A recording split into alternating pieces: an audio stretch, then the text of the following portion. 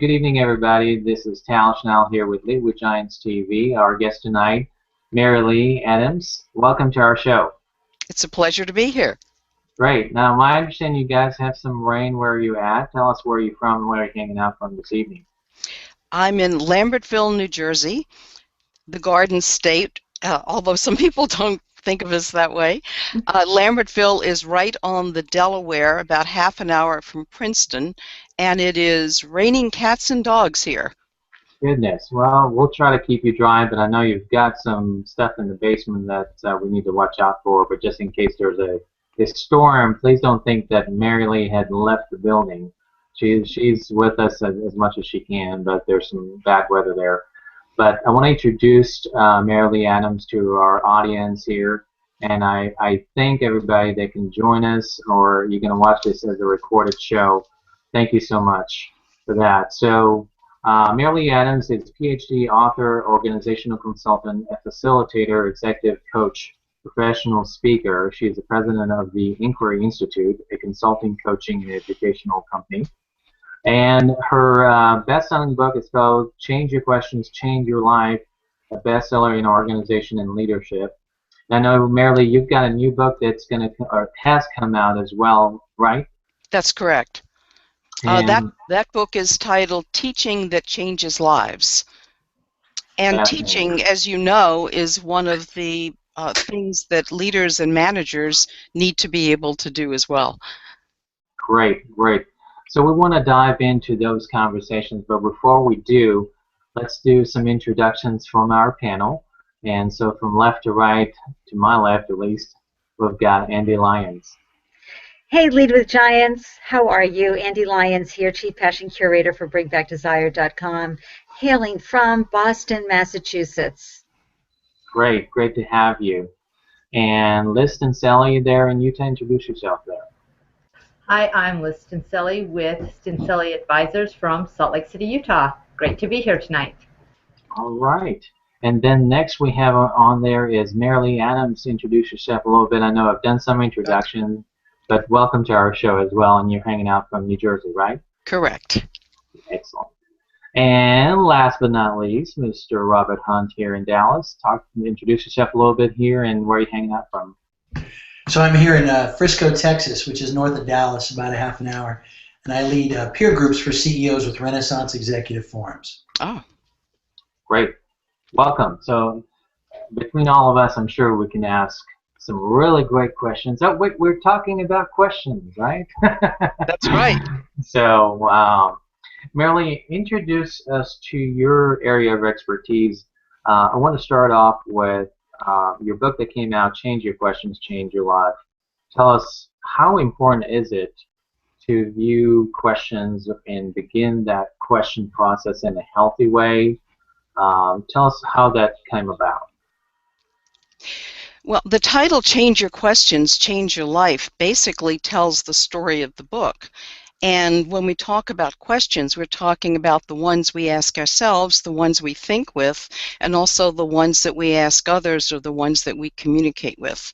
And both of them are fundamentally important for what our mindsets are, how we're thinking, how we're feeling, how we're relating to other people, and the results that we're able to get. Right. So I'd say it's fundamental. Yes. And you find yourself, and I see that in at least my company and some of the companies I've worked for recently, that depending on how good your questions are, or how inquiring you are as a leader, the better you have, a better engagement, dialogue, feedback from people, rather than jumping on something and accusing somebody of something. Do you find that that's happening more and more now in organizations as you coach and work with leaders? Well, I can tell you that one organization that I've worked with, the team that I've worked with, now has between a 95 and 100% engagement rate. And I've worked with about 15 of the people on that team. And of course, I love those kinds of metrics. And it's showing up not just in the metrics, but also how they're relating to each other, how they're relating to internal customers, and how they're relating to external customers. This is great. This is great.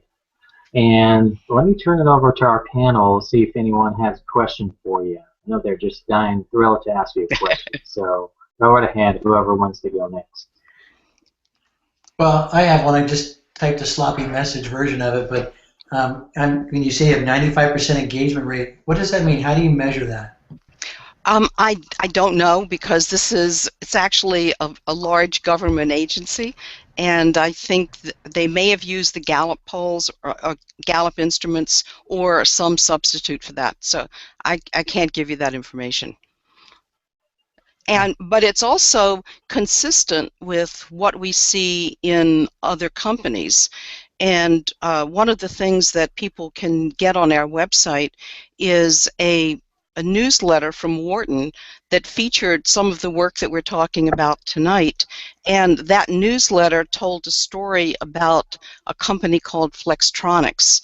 And the leadership director, one of the leadership directors from Flextronics, came and studied with us in Princeton, took back the practices and the tools, many of which are in Change Your Questions.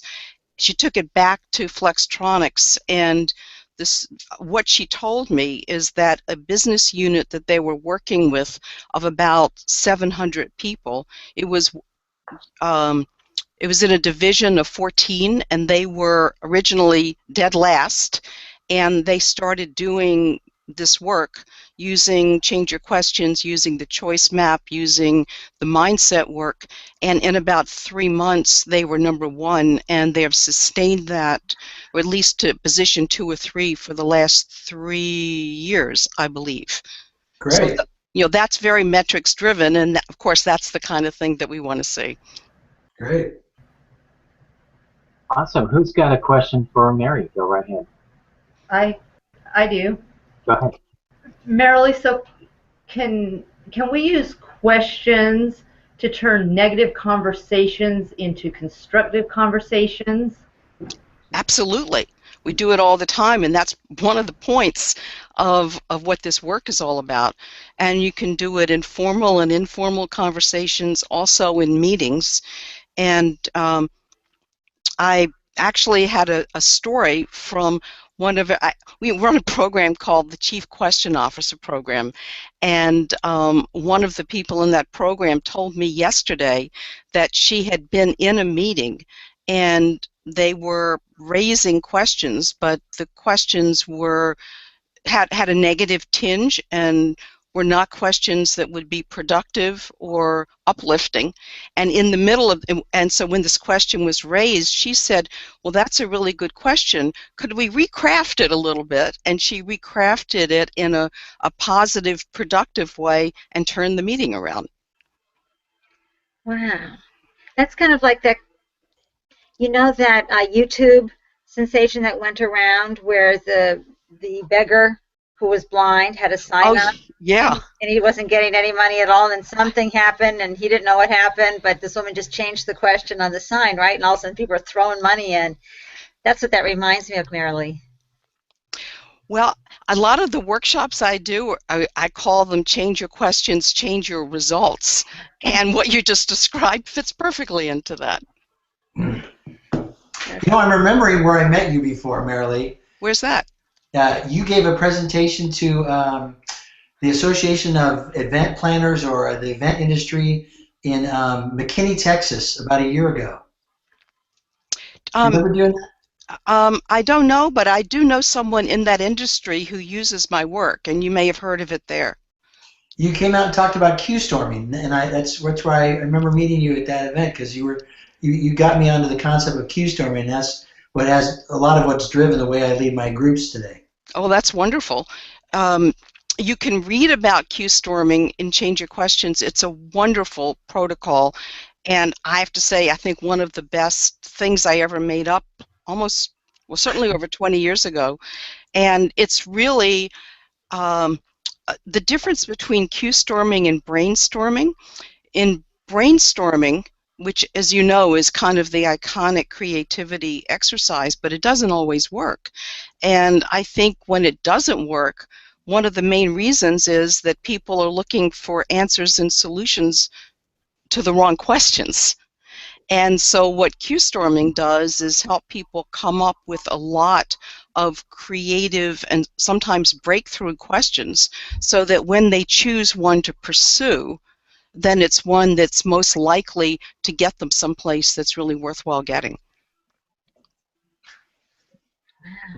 And I have a question for you, the solopreneur, the entrepreneur who has online business, not to mention any names, but versus large corporate or government or someone working teams and lots of people.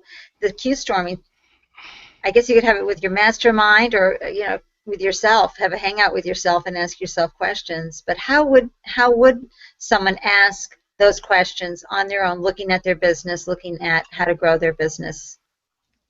Well, let's talk about different kinds of questions. There are, first I'll say, obviously I'm in love with questions, and I think they kind of give us the keys to the kingdom. Having said that, the mindset with which we ask the questions is actually more influential than the questions themselves. And that's true whether you're a CEO or whether you're a new hire. And so when people can learn about their mindsets, and I have two that I work with, I call learner and judger. So if we're asking judger questions, which tend to be more closed-minded, more inflexible, more judgmental, more negative, whatever the question and the topic of the question is, it's going to not work as well. And if you ask questions from a learner mindset, where you're more open-minded, collaborative, creative, flexible, adaptive, then the questions that you ask are going to follow that path. So first I would say, check out your mindset with honesty and learn how to do that, and then ask yourself, and this is a very good question for designing questions, ask yourself, what do I want my question to accomplish? And once you've thought about that, then the questions will begin to come naturally depending on the context, the people, the goals, etc., etc. I love that. Thank you. Molly, I want to ask you a question that really does happen, and sometimes someone, a manager, would ask, why is this happening, and why is this happening, and why is this, and to some extent some people get defensive when that's presented to the person. How do we ask better questions that doesn't put people in a defensive way? Well, the question why is an interesting question. I mean, it's obviously very important, and yet, as you said, oftentimes people get defensive when they're asked why. So first of all is check your mindset, because if you're asking why from a judger mindset, it will almost automatically put people on the defensive, even if you're not intending to do that. Right. And you could ask the exact same question from learner mindset, and it will usually be received as an invitation rather than as a threat. Right. Having said that, there are also some things to do to soften the why. So, for example, you can put it in the middle of a sentence instead of starting a sentence with it. You can set up the question and then say, and I'm asking, and I'm why. And you could also use other words. So you could say, I'm wondering about X, or I'm curious about X, or I'd like to know what you were thinking when you X. And those questions tend to feel more collaborative and tend to engage people better so that they bring themselves and their good thinking to whatever the conversation is. Great. So I think this is a great opportunity for you to show us the choice map, if you will, so people get familiar with the learner mindset and the judger mindset. Now before we started, we tried out different versions of this. So okay. I'm showing the little one, and really all that people need to see is that there are two paths. They go like this. So if you're starting right here, and then imagine that something happens, and as it always does, so you've heard the expression, it isn't what happens to you that matters, it's what you do next. So what the choice map describes is what you do next, and you means actually all of us, because this is just human, we either go judger mindset, which is this lower road, or we go learner mindset, which is the upper road, and that will really determine where, what happens as a result. We ask different questions along each mindset. Fortunately, there's also a rescue road, which is the switching lane, and that's important because what is true is that the judger mindset is typically the default mindset, and when we are nervous about something or worried about something, then we'll tend to go on the judger path. But the cool thing is, once you see that and you have some methods for switching, then you can switch yourself. And for people who have some skill with this, they can also invite other people to switch. And people can go to the website and see the choice map. I'm sorry that what we have here isn't visible enough, but you can go there and see the full screen of it. And give us your website real quick for somebody who wants to go on there and do that. Sure. It's www.inquiryinstitute.com, and it's as it's spelled. Great. Great. I have a question. Go ahead, Robert. I heard what you just said. I'm trying to figure out how a leader will be cognizant enough to know that they're in the judger mindset. You know, you've got the learner going up and the judger coming down, and the questions you ask in a learner mindset, if you're not aware that you're being a judger, are there some telltale signs that you should be aware of that you can quickly assess? You know, right now I'm feeling like I'm judging this, and my question is, why do you suck? Versus, well, what happened in our organization not to support you? You know, the tone. Now that's really going to get people engaged. Yeah. How does I have to say that Robert does it all the time. How does a leader be cognizant enough to say, man, I'm a judger. How am I aware of that? Well, the good news is that I teach this stuff, and they do it all the time. One of the places I teach it is at American University, where I teach a 4-day leadership course in the School of Public Affairs, and it's all based on the same work, and it's based on learning to be an inquiring leader, which is a learner leader. And this is really the heart of the matter. What you just pointed out is learning to identify when we're in judger, moment by moment by moment, and to identify that non-judgmentally, which is the really important part, and then that helps you begin to switch. And this is what I speak about all over the place, in Fortune 500 companies, in different universities, at Harvard, at Kansas State, at Kent State, where I do leadership, where I've done leadership work. And this is also very consistent with leaders becoming more emotionally intelligent, more aware of themselves, more aware of their thinking. And you really need leaders to be like that, because A, they're modeling for everybody else, and B, they need to be operating from that place to be effective in the ways that they need to be as a leader. Now, I could talk about this for hours. Well, this is a good breaking point for us to stop segment 1, but it's been great. So let's go ahead and stop here. We'll continue to segment 2, but we'll need to break now. So what I'll do is go ahead and invite everybody again. So let me go ahead and stop the broadcast now.